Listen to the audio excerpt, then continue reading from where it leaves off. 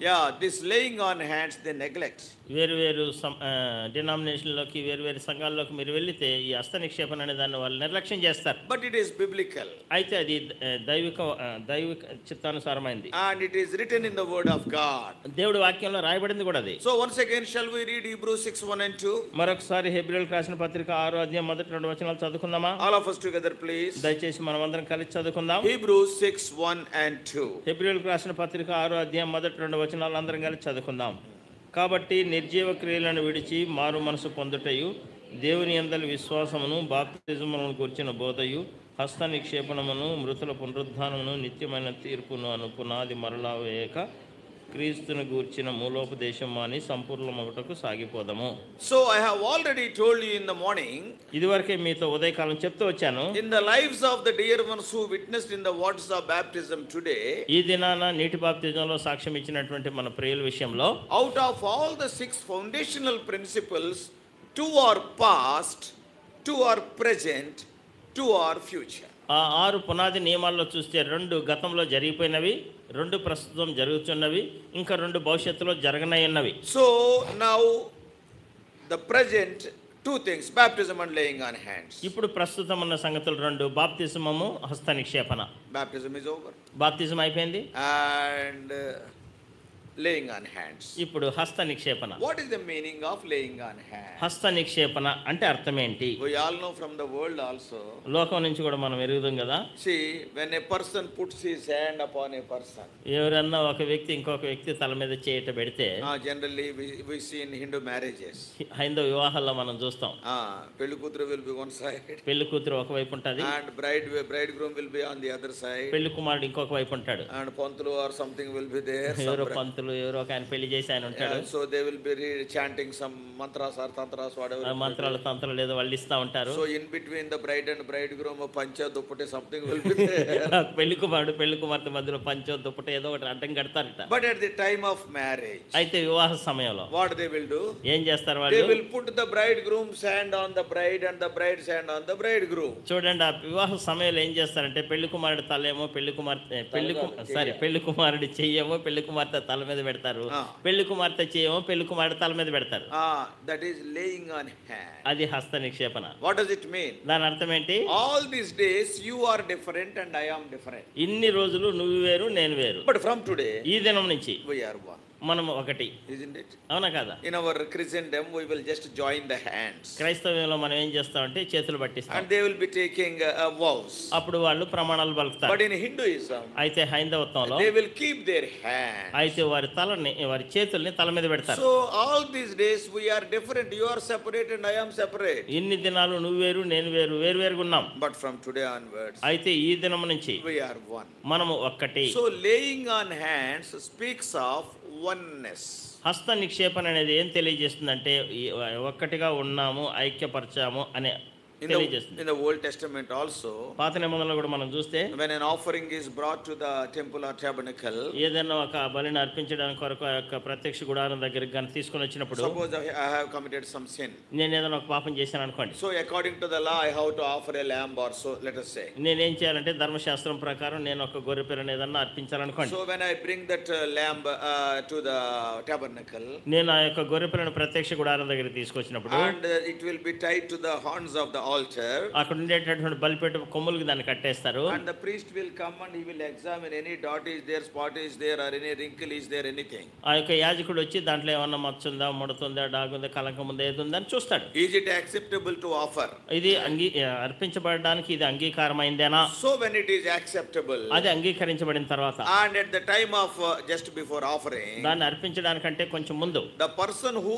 brought used to keep his hand upon the head of that animal. ఏం చేయాలంటే ఎవరైతే దాన్ని తీసుకొచ్చాడో ఆ వ్యక్తి తన చేతిని ఆ యొక్క జంతువు యొక్క తల మీద పెట్టాలి. What does it mean? దాని అర్థం ఏంటి? You and I are one. నీవు నేను ఒకటి. Actually I have committed the sin. నిజానికైతే నేను పాపం చేశాను, I have to die. నేను చచ్చిపోవాలి. So in my place you are dying. నా స్థానంలో నువ్వు You చచ్చిపోతున్నావు, are bearing my sin. నువ్వు నా పాపాన్ని భరిస్తున్నావు. So in the life of Lord Jesus Christ, in a literal way, actual way the same thing is fulfilled. చూడండి, యేసుక్రీస్తు ప్రభు యొక్క జీవితంలో అక్షరార్థంగా ఇదే సంగతి జరిగింది. You and I have to die. నీవు నేను చనిపోవాల్సింది, But he died for us. అయితే మన కొరకు ఆయన చనిపోయాడు. And Father accepted the sacrifice. తండ్రి ఆ యొక్క బలిని అంగీకరించాడు. So coming to laying on hands, ఈ యొక్క హస్తనిక్షేపణ మాటకొస్తే, yeah, we all know identification, we are one. మనమంతా ఒక్కటి, ఐక్యపరచబడ్డాము అనడానికి గుర్తు. So for that what we are doing? దానికోసం మనం ఏం We చేస్తున్నాం? are putting our hand on somebody's head. మనం ఏం చేస్తున్నాం అంటే మన చేతిని తీసుకెళ్లి వేరే వారి తల మీద పెడుతున్నాం. లోకంలో దాని భావం వేరు కదా. లోకంలో దాని భావం వేరు కదా. అండ్ నా నెత్తి మీద చెయ్యెట్టాడు రా అంటే అర్థం ఏంటి? వాడు నా నెత్తి మీద చేయి పెట్టాడు అంటే అర్థం ఏంటి? ఏం చేశాడని? ఏం ఎరగనట్టు కూర్చోకండి, ఏమి ఎరగనట్టు కూర్చోకండి, చెప్పండి. నా నెత్తి మీద చెయ్యెట్టాడంటే అర్థం ఏంటి? వాడు నా నెత్తి మీద చెయ్యెట్టాడంటే అర్థం ఏంటి? ఆడు నన్ను ముంచేసాడని. వాడు నన్ను ముంచేశాడని, అవునా కాదా? నా నెత్తి మీద చెయ్యెట్టాడంటే ఏంటి? వాడు నా నెత్తి మీద చేయి పెట్టాడంటే ఏంటి? సో లోకంలో మన నెత్తి మీద చేయి పెట్టి ముంచేస్తారు. లోకంలో మన నెత్తి మీద చేయి పెట్టి తర్వాత ముంచేస్తారు. మనం లోక సంబంధం కాదు, మనం లోక సంబంధం కాదు కదా, పరలోక సంబంధం. పరలోక సంబంధం కాబట్టి లోకం చేసినట్టు చెయ్యం, లోకం చేసినట్టు చెయ్యం. మనది రివర్స్, మనది వ్యతిరేక దిశ. ముంచిన తర్వాత నెత్తి మీద చేయడతాం, ముంచిన తర్వాత మన నెత్తి మీద చేయి పెడతాం. లోకంలో లోకం చేయబెట్టి ముంచేస్తారు. లోకంలో ఏం చేస్తారు? మొదటి నెత్తి మీద చేయబెట్టి తర్వాత ముంచేస్తారు. సో ఇప్పుడేమో పొద్దుటేమో ముంచేసాము, మధ్యలో బాగోదని చికెన్ బిర్యానీ పెట్టి ఇప్పుడు మళ్ళీ నెత్తి మీద చేయడతాం. పొద్దునేమో ముంచేసి బాగూడదని చికెన్ బిర్యానీ పెట్టి ఇప్పుడు తల మీద చేతులు పెడుతున్నాం. Our meaning is different. మన యొక్క అర్థం వేరు. What is our meaning? ఏంటి మన అర్థము? Yeah, all these days we do not know whether you are born again or not. ఇన్ని దినాలు మీరు తిరిగి జన్మించారో లేదో మాకు తెలియదు. But today, అయితే ఈ దినం by going into the water, నీళ్ళలోకి వెళ్ళిన బట్టి you told that I am born again. నీవేమని చెప్పావంటే, ఏమని సాక్ష్యం ఇచ్చావంటే, నేను తిరిగి జన్మించాను. So all the people who have taken baptism today, they have given testimony indirectly that one day we were born again. ఈ రోజు నీటి బాప్తిజంలో సాక్ష్యం ఇచ్చినటువంటి వారంతా పరోక్షంగా సాక్ష్యం ఇచ్చింది ఏంటంటే, మేము ఒకానొక దినాన తిరిగి జన్మించామని. The Holy Spirit added us. పరిశుద్ధాత్మ దేవుడు మమ్మల్ని జత చేశాడు. Yes, to the head. శిరస్సుకి జత చేశాడు. But we told it openly today. అయితే మేము ఈ దినాన బహిరంగ దాన్ని చెప్తున్నాం. So now what the responsible people will do? ఇప్పుడు బాధ్యత కలిగిన వారు ఏం చేస్తారు? Who are already born again, ఇదివరకే తిరిగి జన్మించిన who వారు, are already baptized, ఇదివరకే బాప్తిజం సాక్ష్యం who ఇచ్చిన have వారు, already become the body of Christ. ఇదివరకే క్రీస్తు శరీరంలో భాగమైన వారు. Because you told that I am added to this head, Lord Jesus. నువ్వు చెప్తున్నావు కదా, నేను శిరస్సుకి యేసుక్రీస్తు ప్రభుకి జత చేయబడ్డాను అని. And now what they are doing? ఇప్పుడు ఏం చేస్తున్నారు వారు? Oh, is it so? ఓ అవును, అట్లనా? Oh, today you told. ఈ దినాన్ని నువ్వు చెప్తున్నావు. So we also receive you. మేము కూడా మిమ్మల్ని స్వీకరిస్తాం.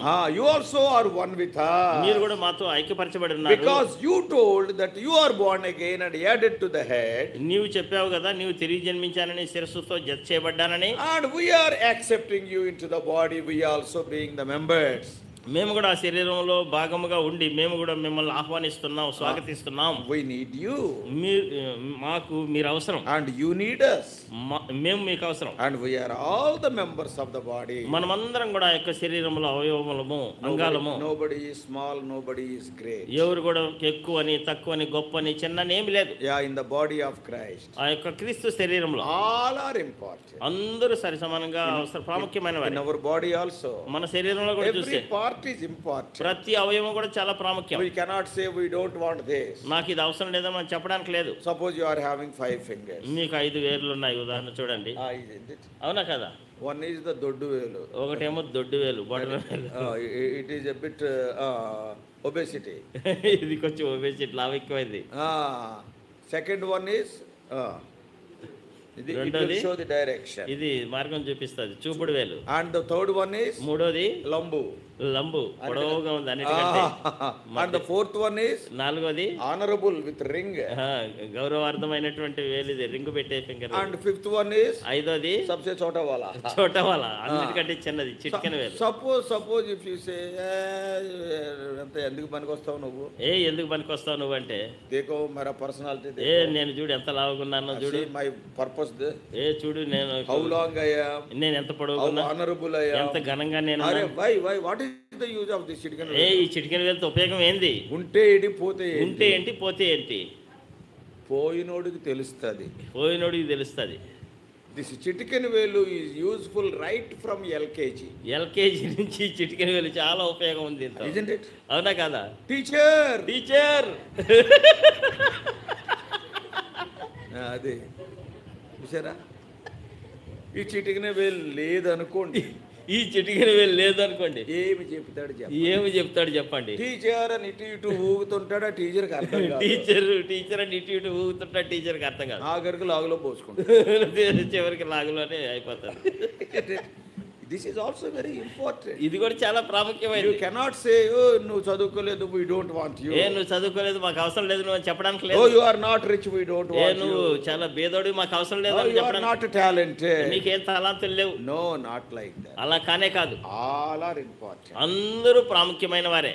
A messenger is important, a person who is laying mats is important. వర్తమానం చెప్పే వర్తమానికుడు ప్రాముఖ్యమే, చాపలేసేటటువంటి వ్యక్తి ప్రాముఖ్యమే. A person who is cleaning is important. ఊడిచేటటువంటి వ్యక్తి కూడా ప్రాముఖ్యమే. That's why Brother Bhaksing always used to say, అందుకే భక్సింగ్ గారు ఎల్లప్పుడూ ఇలా చెప్పేవారు, in the body of Christ all believers are equally important, equally precious and equally necessary. యేసుక్రీస్తు ప్రభు శరీరంలో అందరూ కూడా సరి సమానంగా ప్రాముఖ్యమైన వారు, అందరూ సరి సమానంగా అమూల్యమైనటువంటి వారు, అందరూ సరి సమానంగా అవసరమైనటువంటి వారు. So we cannot say you are a useless person.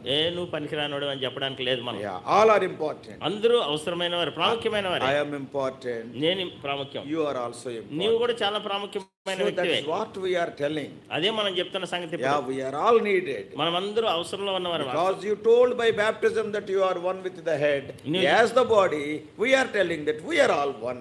నీవు చెప్పావు కదా, బాప్తిజంలో సాక్ష్యం వేయడం ద్వారా నేను శిరస్సుతో జత చేయబడ్డానని. ఇప్పుడు శరీరంగా మేము కూడా మిమ్మల్ని స్వీకరిస్తున్నాం, అంగీకరిస్తున్నాం. So in response to your baptism, the church will lay hands. ఇప్పుడు నీ యొక్క బాప్తిజానికి ప్రతిస్పందనగా సంఘం ఏం చేస్తుందంటే చేతులుంచి తల మీద. Because you declared that I am one with the head. నీవు చెప్పావు కదా, నేను శిరస్సుతో ఐక్యపరచబడి ఉన్నాను. And we are declaring that you are one with the body. మేమేమని ప్రకటిస్తున్నామంటే నీవు శరీరంలో ఒకటిగా చేర్చబడ్డామని. So oneness, ఐక్యత, ఏకభావం. our fellowship is with God and also God's people.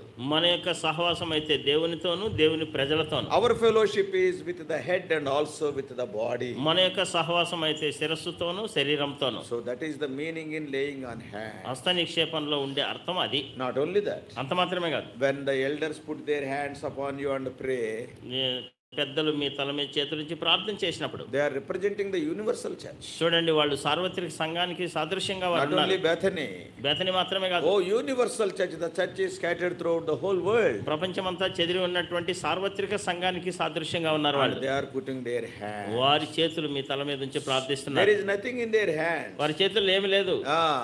కొన్ని చేతుల్లో మురికి ఉంటుంది, కొన్ని చేతులు ఇంకా మురికుంటది. ఇంకా so nothing is, spiritually speaking, nothing in their hands. ఆత్మీయంగా చూస్తే ఆ చేతుల్లో ఏమి లేదు. The one who give you gifts is God only. చూడండి, మీకు ఈవులు తలాంతులు ఇచ్చేటటువంటి వాడు ప్రభువే. But this is a principle. అయితే ఇది ఒక నియమం ఇది. So this is what God laid in the word of God. దేవుడు తన యొక్క వాక్యంలో ఉంచినటువంటి నియమాలు ఇవి. So when they put their hands upon you and pray, వారు చేతులు నీ మీద ఉంచి ప్రార్థన చేసినప్పుడు God will give you some gifts. దేవుడు కొన్ని వరాలు, ఈవులు మీకు ఇస్తాడు. And they will be revealed to you. అవి నీకు బయలుపరచబడతాయి. That is what Paul is writing to Timothy. What Paul is writing? ఏం రాస్తున్నాడు? పెద్దలు హస్త నిక్షేపణం చేయగా, పెద్దలు హస్త నిక్షేపం, నీ మీద చేతులుంచి ప్రార్థించినప్పుడు, నీ మీద చేతులుంచి ప్రార్థించినప్పుడు ప్రవచన మూలమున నీకు అనుగ్రహింపబడి నీలో ఉన్న వరమును అలక్ష్యము చేయకుము. when they put their hands upon